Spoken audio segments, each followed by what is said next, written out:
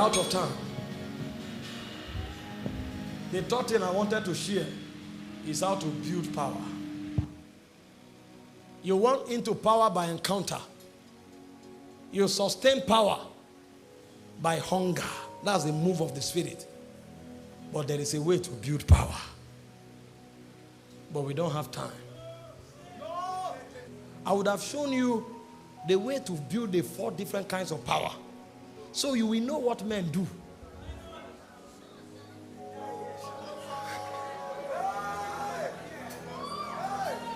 Please stay calm. Stay calm. I have 10 more minutes. If you live with this instruction, I'm okay. If you live with this instruction and you practice it, I'm okay. But just to mention the 4 Greek words for power that all of you know and quote. How do you build it? Exousia is a positional power. Now, these are the most vital things men should know in order to win and to rule in their generation. Exousia is a function of position with Christ, and you attain that position by new birth. So every time your revelation of Jesus increases, you grow in exousia. Exousia is not work-based, it's a revelation-based. So when a man grows in his revelation of Jesus, he grows naturally in authority. Exousia. Dunamis is a function of engagement. He said God is able to do exceeding abundantly above all you can ask or think. Ephesians 3:20. According to the power at work on your inside. So it is the working and the engagement of dunamis that produces results.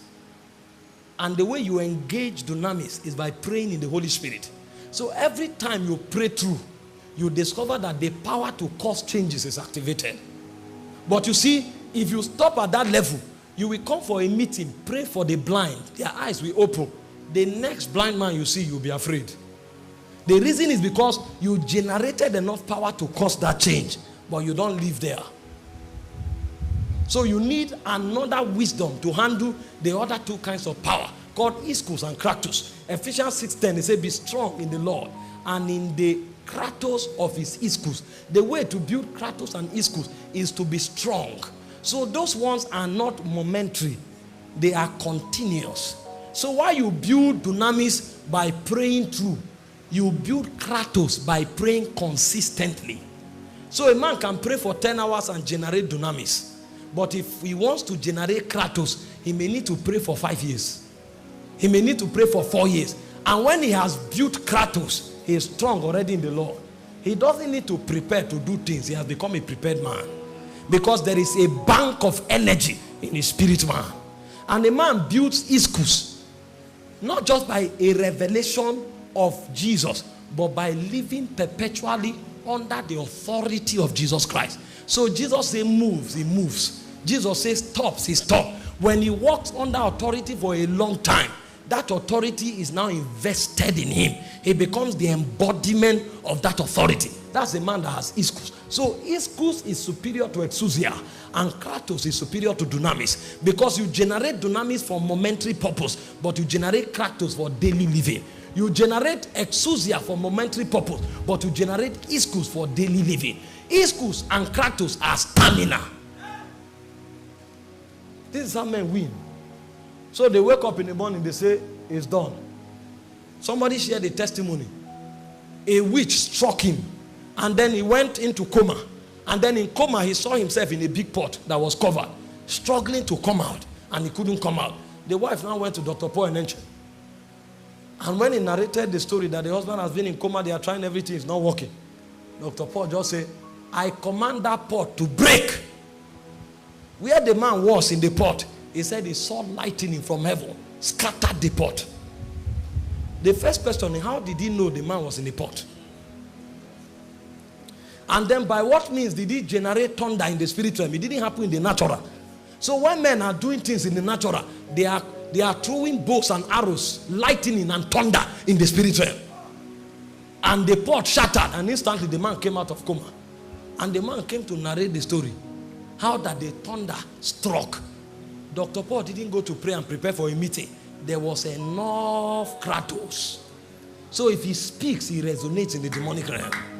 This is how we build power. So when God begins to trouble you to pray in tongues every day for 1 hour, he is taking you somewhere. The name of that place is called Kratos. When you get there, that's when you will mount up in the energies of God. But many Christians, they don't know. That's why I began by telling you, Christianity must be practiced. It says strong meat belongs to them who are of full age, who by reason of use have exercised their senses to discern good and evil. It must be practiced. And the way to do it is in the spirit. Yahweh.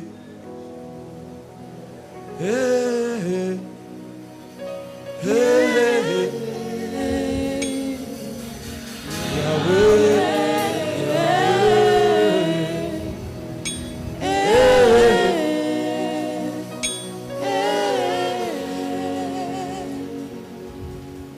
Where you are sitting,